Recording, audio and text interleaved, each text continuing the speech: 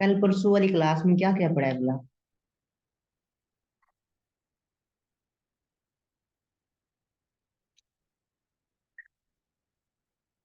मैं ना वही टास्क फॉर्म आपको। बनाना सीखा उसमें कल वाली क्लास में तो क्यूरीज के बारे में पढ़ा था और एचटीएमएल में फॉर्म बनाना था। वो मैम बता रही थी गाइड कर। और इसके अलावा टास्क थे आप लोगों के ये वाले। ये मैंने जिम्मे लगाया था और किसी ने भी नहीं किया था। कल डेटाबेस में टेबल बनाए थे सर हमने, और उनको ड्रॉ पीटीसी वो सब कुछ सीखा था। अच्छा। क्यूरीज वाला अभी स्टार्ट करना था। वो फिर नहीं हो पाया होगा। अच्छा चलें, वो भी साथ में डिस्कस कर लेते हैं और आगे पीछे होते हैं। तो स्टार्ट में शायद क्लास हुई थी आप लोगों की कि आपके पास ना टूल कौन कौन से होने चाहिए। और एक चीज ना माइंड में आप लोग रख लें कि आपने ना इसको लेके परेशान नहीं होना। ठीक है, टेंशन नहीं लेनी, कोई इतना पहाड़ नहीं है, कोई मुश्किल नहीं है, इजी है। हाँ, जो चीजें आप करवा रहा हूँ, टेस्ट पेज कैसा हुआ कैसा नहीं हुआ, हमें कुछ आता नहीं आता उसको साइड पे रख दो।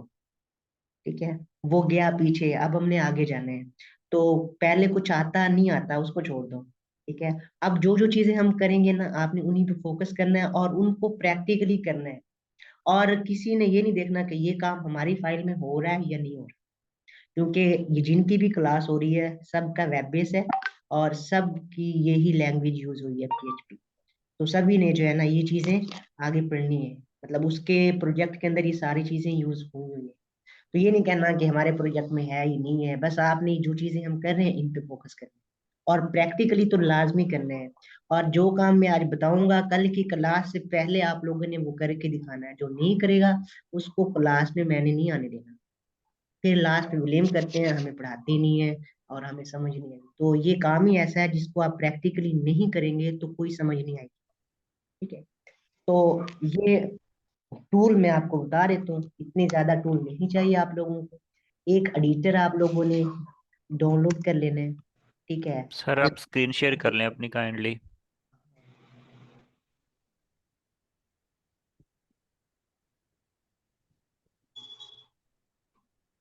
होगी। जी हो गई है। हाँ, टूल।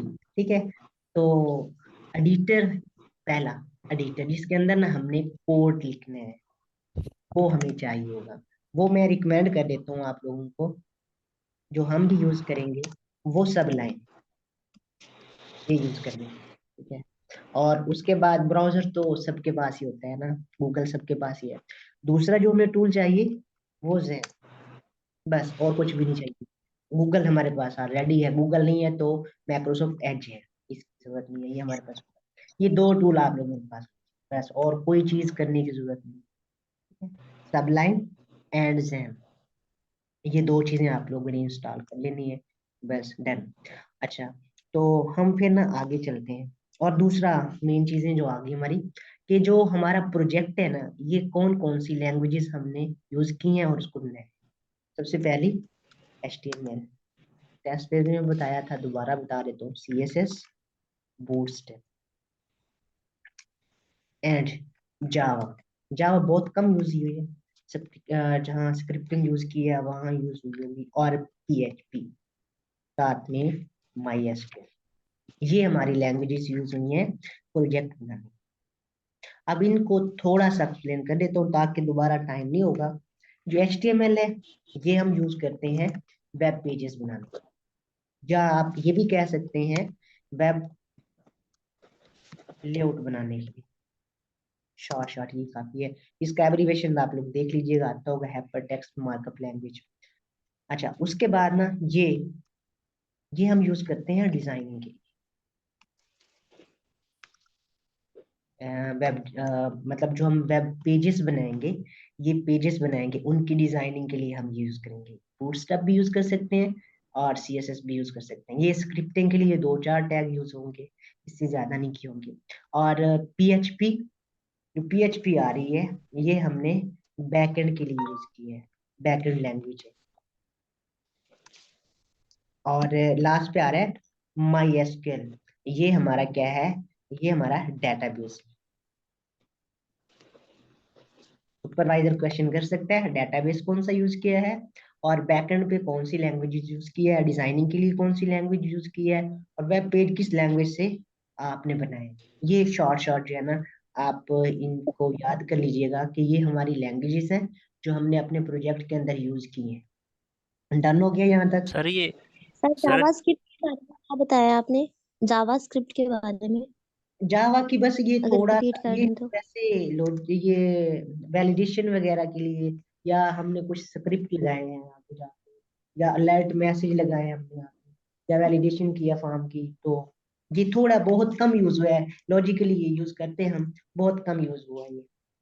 कोई जो है ना मतलब पांच छह जगह पे यूज हुआ होगा, फंक्शन वगैरह यूज किए हैं, इससे ज्यादा यूज नहीं। सर ये वेब डेवलपमेंट में इसकी जरूरत पड़ती है जावास्क्रिप्ट की? नहीं, अगर पीएचपी यूज कर रहे हो तो फिर ये बहुत कम ही यूज होती है, लेकिन यूज होती है। अच्छा, मतलब हाँ, अच्छी खासी होती है। जावास्क्रिप्ट को हम बैकएंड इस्तेमाल कह सकते हैं या फ्रंट एंड, ये कौन सी लैंग्वेज में शामिल होती है? जावास्क्रिप्ट, जी। हाँ बैकएंड पे भी यूज की जाती है ये। कैलकुलेटर वगैरह हम बनाते हैं ना, इसी में यूज हो रही हो, ये यूज हो रही होती है, काफी जगह मतलब भी इसको यूज होती बैकएंड लैंग्वेज है। इस्तेमाल कर हाँ हाँ, सकते हैं। कर सकते हैं। लॉजिकली है, ठीक है। काफी जगह यूज होती है। ठीक है। अच्छा खैर, आगे चलें। Yes sir. अच्छा, उसके बाद ना आप लोगों को ये टास्क दिया था, हम थोड़ा इसको डिस्कस कर लेते हैं फिर हम आगे चलते हैं।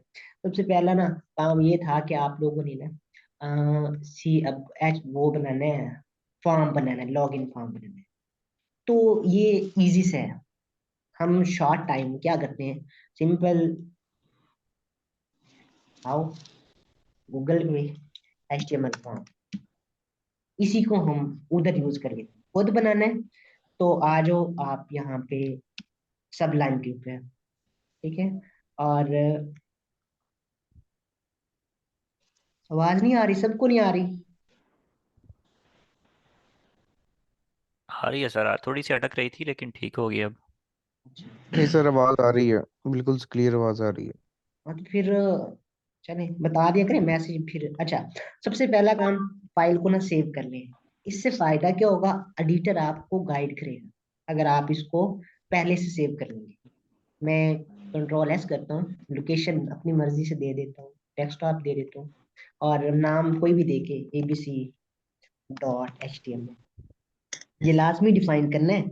ये मैं दिखा देता हूँ जूम करके। ये आप लोगों ने लाजमी डिफाइन करना है कि कौन सी लैंग्वेज का कोड लिख रहे हो।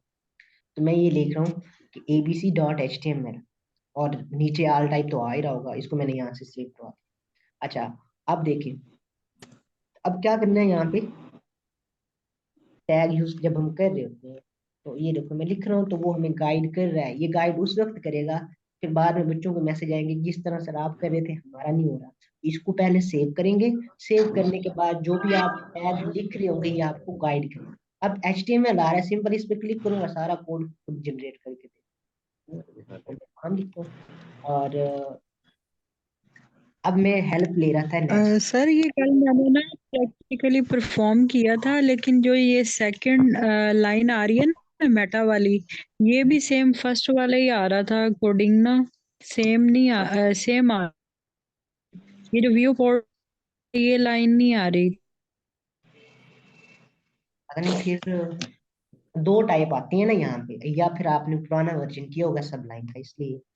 अच्छा, तो इधर से हम हेल्प ले रहे थे, W3 स्कूल पे जाओ, यहाँ से हेल्प ले लो, या फिर बूटस्ट्रैप का वो आगे समझाता हूँ आप लोगों को। तो ये देखो ये आ रहे हैं ना, अब इसी को ट्राई इट योर सेल्फ करो, और यहाँ कोड आएगा, उसी पूरे कोड को उठा लो। ये देखो, तो मैं ये फॉर्म का पूरा कोड उठा लेता हूँ, और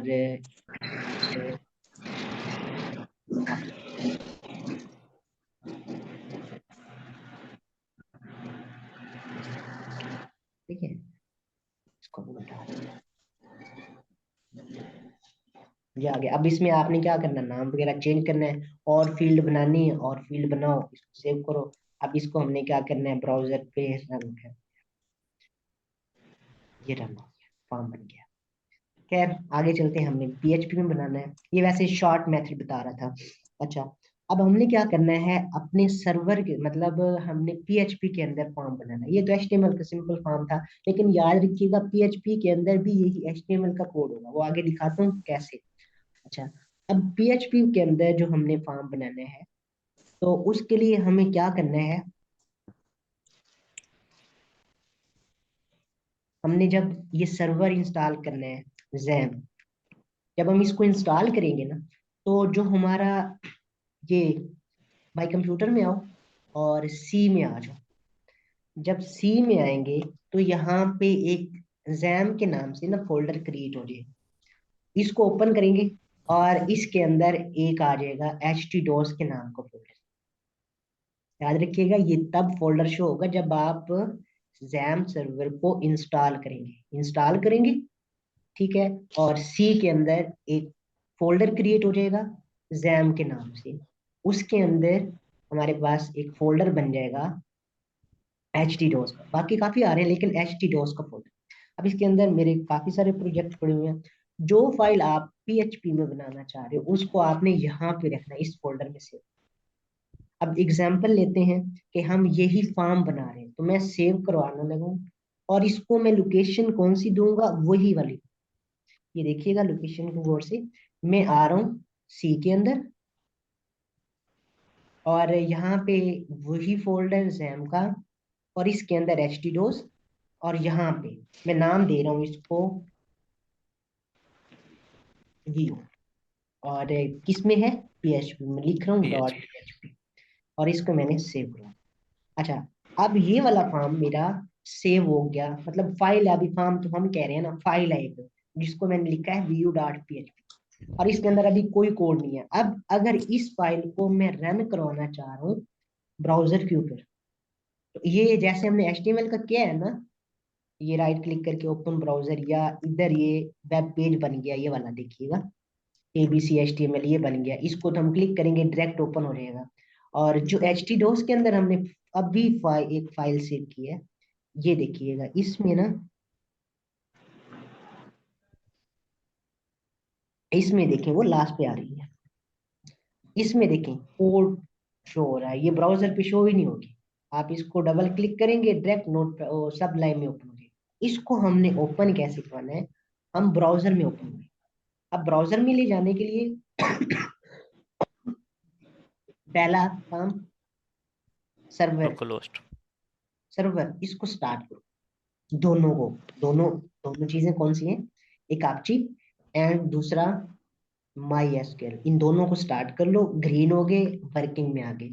अच्छा, अब क्या करना है, हम आ जाएंगे जहां पे हम URL लिखते हैं। अच्छा, कुछ बच्चे पता क्या करते हैं, न्यू टैब में आ गया और यहाँ पे गूगल का सर्च होता है, यहाँ लिखते हैं लोकल होस्ट और /view.php, ऐसे फाइल आपकी रन नहीं होगी, ये डायरेक्ट गूगल सर्च करेंगे। ये देखिए, आपने यहाँ पे सर्च करना है जहाँ पे प्रॉपर URL होता है, तो यहाँ पे लिखूंगा लोकल होस्ट / क्या था, view.php। अब हमारी वो view.php की फाइल जहाँ पे रन हुई है, लेकिन अब इसमें देखें कोई चीज आ नहीं रही, क्योंकि हमने अभी तक कुछ लिखा ही नहीं उस फाइल के अंदर, कोड खाली का खाली है, ये वाली। अब इसमें कौन सा काम करना चाह रहे हो आप करो, बेशक HTML का कोड करो, PHP का करो, हो जाएगा। अब हम फॉर्म की बात कर रहे थे, तो ये मैंने फॉर्म चलो बना देता हूँ, लेकिन इस ने नेट से कॉपी कर लिया। अच्छा, तो फॉर्म का टैग, और इसके अंदर लेबल ले रहा हूँ, इसी पे हम PHP का कोड यूज करेंगे। मैं ले रहा हूँ फर्स्ट नेम एंड नीचे टाइप हमारी टेक्स्ट आ गई। अच्छा, देन लेबल,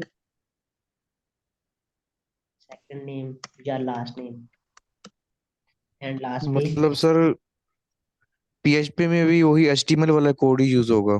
जी वही हम यूज कर रहे हैं अभी तक। और फिर लेबल ले लेता हूँ, सर ये ऊपर से HTML का सारा देना लाजमी है? हम डायरेक्ट सिंपल फॉर्म का टैग लगा के बीच में लेबल और इनपुट दे के तो हम अपना फॉर्म नहीं क्रिएट कर सकते? ऊपर से ये वो डॉक्यूमेंट की बच्चे टाइप HTML ये रिक्वायर्ड है। हम वेब पेज के एक ये required स्ट्रक्चर बना रहे हैं, उसका हेड भी है लाजमी होता है। उसकी अब मैं समझाता हूँ आपको यहाँ पे। जी अब हमारे पास ना ये एक न्यू पेज है ना, गौर से देखिएगा। अब ये व्हाइट वाला जो एरिया आ रहा है ना, ये वेब पेज का हेड है, और इसके अंदर जो न्यू लिखा आ रहा है ना, ये इसका टाइटल है। अब हर पेज का हेड भी होता है, उसका टाइटल भी होता है, और उसके बाद ये नीचे ये जहाँ पे लिंक आ रहे हैं, ये जो रिसेंटली टैब आ रहे हैं, ये वाला ये एरिया है बॉडी का। अब हर पेज की बॉडी भी होती है, तो ये चीजें रिक्वायर्ड है। एक स्ट्रक्चर बना रहे हैं हम, पहले ये चीजें लाजमी लेके आएंगे कि उसका हेड भी होना चाहिए, उसका ये फॉर्म मैंने लिखा है ना, तो फॉर्म वहां पे शो होगा। अब ये चीजें मैं अभी एक समझा देता हूँ। ये सेव की मैंने, और मैं सिंपल उसको रिफ्रेश कर देता हूँ। अब आपको ना वहां ऊपर टॉप में देखें नजर आ रहा होगा फॉर्म। अब ये फॉर्म लेना है, यहाँ पे मुझे शो करवाना है, तो मुझे लेबल तो लाजमी लेना पड़ेगा, ये सॉरी टाइटल और हेड, क्योंकि हेड के अंदर फॉर्म, ये जरूरी चीजें हैं। उसके बाद ईमेल, यस देन इंपुट, और यहाँ पे ले लेता हूँ, बस एक और ले लेते हैं, फिर end करते हैं। Last one, password and input.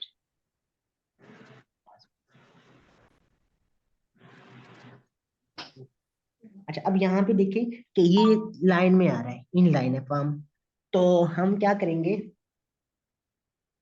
BR tag use कर लेंगे बूटस्ट्रैप की क्लास के लिए। चलो वो देखते हैं, यहाँ पे BR यूज कर लूंगा।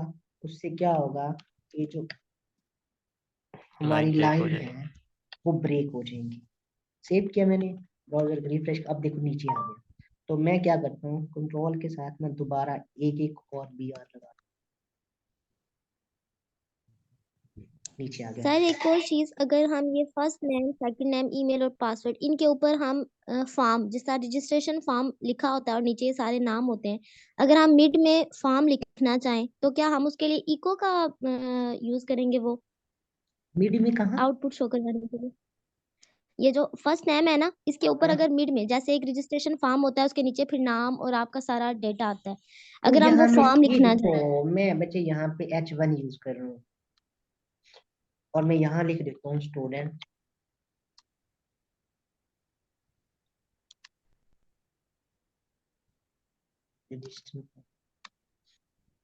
ये ऊपर आ गया, यही चीज कह रहे थे। यस हाँ, तो ये यस सर हेडिंग ले लो, ये हेडिंग ले लो।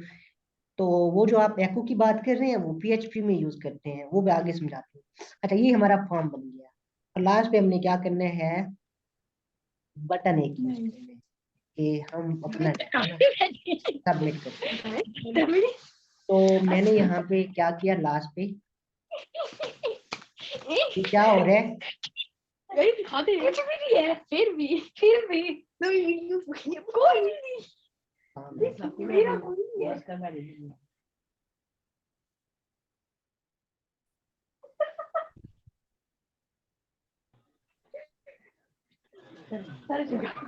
सर ये आवाज म्यूट कर देने की, अतिया।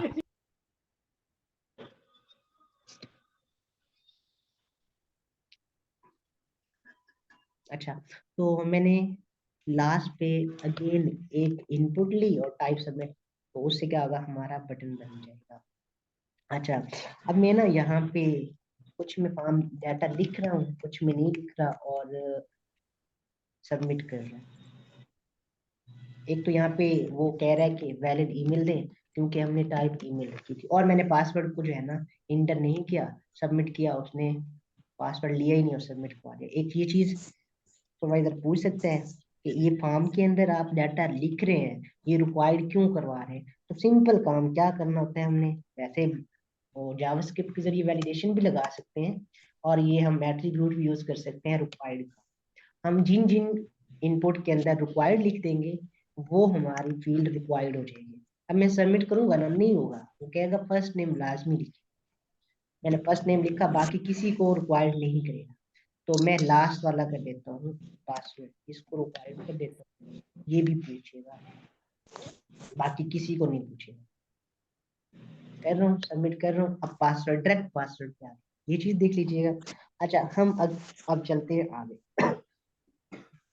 अब ये डाटा हमने डेटाबेस के अंदर, ये डाटा तो हम यहाँ लिख रहे हैं, यूजर एंड ईमेल दे रहा हूँ मैं यहाँ। अब ये सबमिट तो हो रही है लेकिन कहीं नहीं जा रही, किधर गई, कहीं नहीं। ठीक है, ये HTML का फॉर्म था, फ्रंट एंड पे था, डाटा हमारा इधर ही जा रहा है, कहीं नहीं स्टोर हो रहा। अब हमने इस डाटे को डेटाबेस के अंदर स्टोर करवाना है, तो अब हम आएंगे PHP की तरफ। सबसे पहला काम क्या करना होगा, हमें पहले एक डेटाबेस क्रिएट करनी है, और फिर उसके बाद हमें ये देखें वो चीजें, फॉर्म बन गया और हमने डेटाबेस क्रिएट करनी है, फिर उसको डेटाबेस के साथ कनेक्ट करवाना है। फिर आगे चलते हैं क्या क्या करना है। अच्छा, तो हम क्या करेंगे, अब डेटाबेस ओपन करने के लिए दो मेथड है, और से देख लीजिए।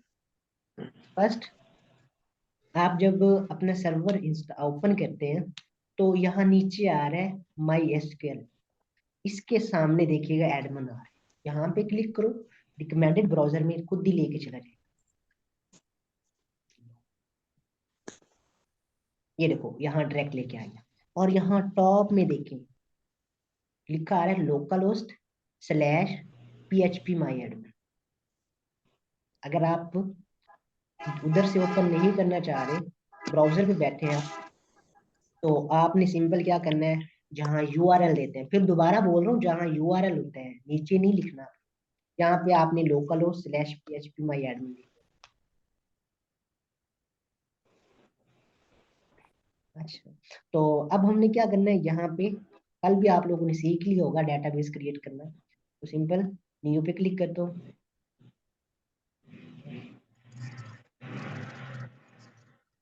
एंड यहाँ पे डेटाबेस का नाम, तो मैंने एग्जांपल में लिखा था डेमो, हम वही डेमो के नाम से क्रिएट कर।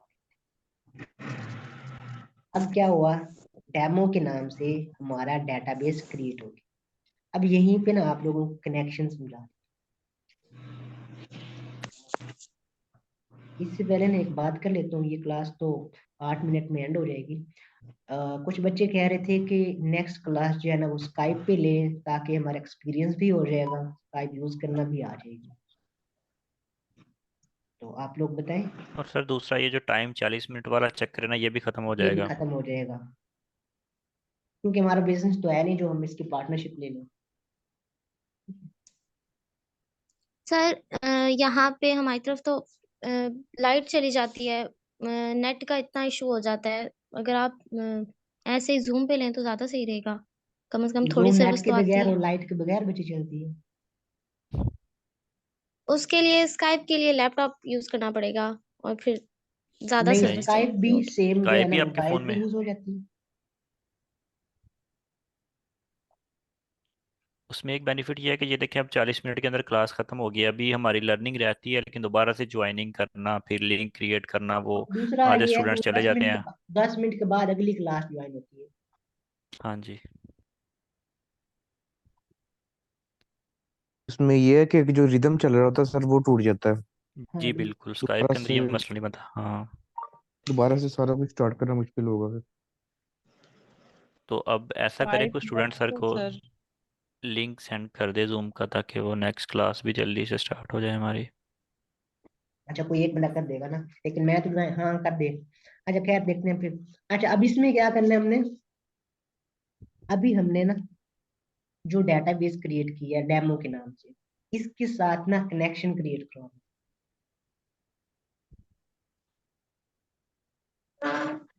अब इसी फाइल के अंदर मैं यूज कर लेता हूँ, ऊपर कर लूँ नीचे कर लूँ, नो इशू। अच्छा, PHP का सिंटैक्स क्या होता है ओपनिंग टैग का, कि आपने ये इसका ओपनिंग है, ये क्लोज है। अब हमने इसके अंदर कनेक्शन की क्यूरी क्रिएट करी। तो सबसे पहले ना आपको एक चीज, वेरिएबल कैसे डिक्लेयर करते हैं, PHP के अंदर हमेशा वेरिएबल डॉलर साइन से क्रिएट, वेरिएबल हम क्रिएट, सॉरी वेरिएबल हम असाइन क्यों करवाते हैं भला? वेरिएबल हम डिक्लेयर करते वैल्यू हैं वैल्यू असाइन करने, ठीक है। और वैल्यू कैसे, सेंसर। हाँ कैसे डिक्लेयर करवाते हैं? डॉलर साइन के साथ। अच्छा तो मैंने ना यहाँ पे, अच्छा इससे पहले जो हमारा सर्वर है लोकल होस्ट, इसका जो यूजर नेम है वो है रूट,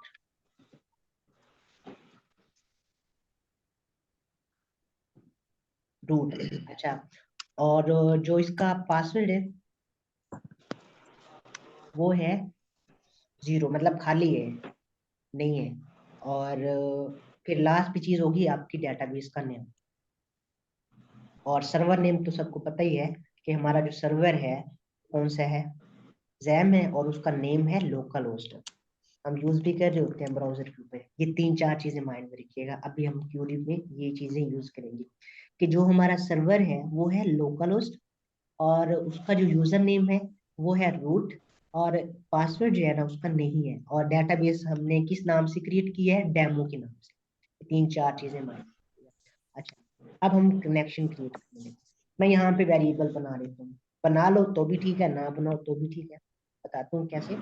अब मैं यहाँ पे ले रहा हूँ सर्वर, मतलब ये सर्वर का नाम है, वो हमारा जो सर्वर है ना वो है लोकल होस्ट। और यूजर, मैं ये ओनली यूजर बना रहा हूँ। वेरिएबल का नाम अपनी मर्जी से रख लीजिएगा, जो मर्जी रखें, लेकिन अल्फाबेट और स्टार्टिंग वर्ड अल्फाबेट होना चाहिए विदाउट स्पेस। यूजर 1 रख लो नो इशू, लेकिन 1 यूजर नहीं रख सकते, और विदाउट स्पेस कोशिश कीजिएगा। अच्छा यूजर, और यूजर है रूट, और लास्ट पे पास, पासवर्ड। हाँ पासवर्ड भी लिख सकते हैं, पास शॉर्ट मैंने लिख दिया। अच्छा लास्ट पे डीबी, डेटाबेस नेम, एंड वो है लोकल होस्ट। डेमो। नहीं नहीं, डेमो हाँ हमने जो सर्वर डेमो और डेटाबेस, दूसरा हाँ जो हाँ। हमने डेटाबेस का नाम क्रिएट किया है वो देखिएगा डेमो। अच्छा अब हमने ना कनेक्शन क्रिएट किया, तो मैं यहाँ पे वेरिएबल बना लेता हूँ, किसी भी नाम से बना लेता हूँ, डेमो के नाम से ही बना लेता हूँ, इज इक्वल टू। और अब ये है माई एसक्यूएल के नीचे आ रहा है एसक्यूएल आई। अब यहाँ पे हमने वो तीनों चीजें यूज करनी है, तीनों चार चीजें जो हम ऊपर लेके आए हैं। कौन सी थी? सर्वर नेम पहले लेना आप लोगों ने। अगर आप ऊपर वेरिएबल नहीं बनाते, सिंपल क्या काम करो कि इस तरह से लोकल होस्ट, देन दूसरी चीज आ रही है रूट, और इसके बाद फिर हमारे पास पासवर्ड, इसको खाली छोड़ो, लास्ट पे आ रहा है हमारे पास डेमो, एंड इसको ऐसे बंद। ये हमारा कनेक्शन क्रिएट है। ये अगर आप ये ना भी लो नो इशू, लेकिन अगर हमने ये अब ले ही लिया है तो फिर हमें ये लोकल होस्ट लिखने की जरूरत नहीं है। हम फिर सिंपल काम क्या करेंगे, यहाँ पे लोकल होस्ट की जगह वेरिएबल लोकल सर्वर का, यहाँ पे ले लेता हूँ सर्वर वाओ यूजर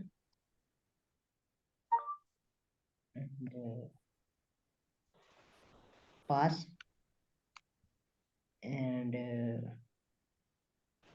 टीपी।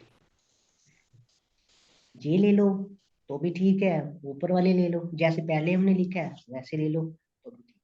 तो ये हमारा कनेक्शन क्रिएट हुआ। अब होगा क्या कि जो हम इस फाइल के अंदर काम करेंगे उसका जो डाटा होगा वो डेमो वाले डेटाबेस के अंदर जाए, लेकिन अभी तक हमने डेटाबेस के अंदर कोई फॉर्म वो टेबल क्रिएट नहीं किया।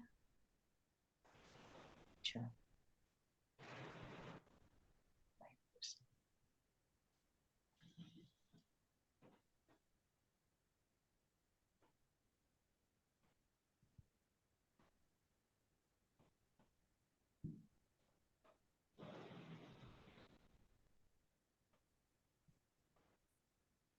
अच्छा लिंक क्रिएट करो कोई बंदा, नेक्स्ट क्लास का। जी सर, लिंक जी।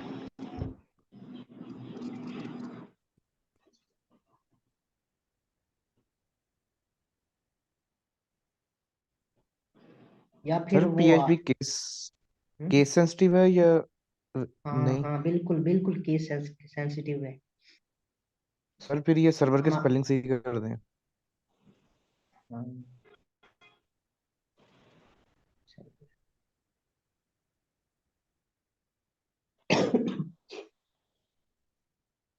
आपने कैपिटल स्मॉल लिखा है तो भी इशू करने का। 1 मिनट लेफ्ट। नहीं तो फिर मैं स्काइप का ग्रुप बना के लिंक शेयर कर दूं।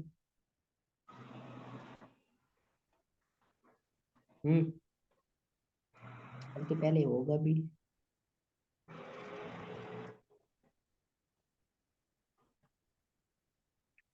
किसी ने क्रिएट किया है लिंक? अच्छा